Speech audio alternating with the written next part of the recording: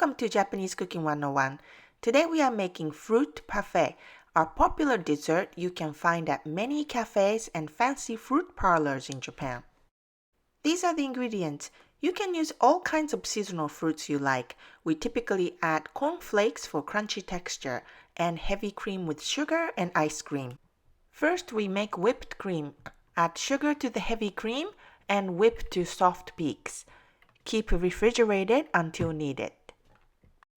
Cut strawberries into very small pieces. These will be used for the bottom layer in a tall glass. And peaches too, cut into small pieces.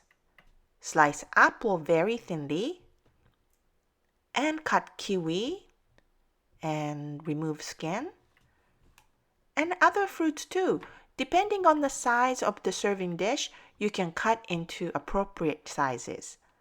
And some people use only a few kinds of fruits or just strawberries, but it's really up to you. Here we use fruits that are easy to find and with lots of colors and textures. When you are ready to serve, transfer the whipped cream in a piping bag.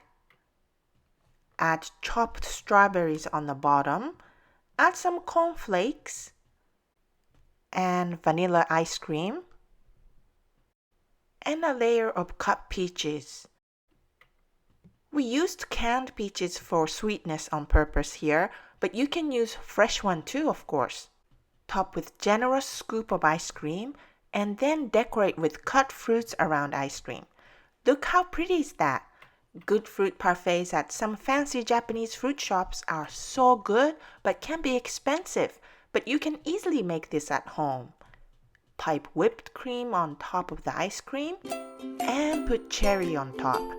It is like a sundae but has a much fancier and fresh look. You can make it for an afternoon snack or dessert for dinner party guests. 美味しいね。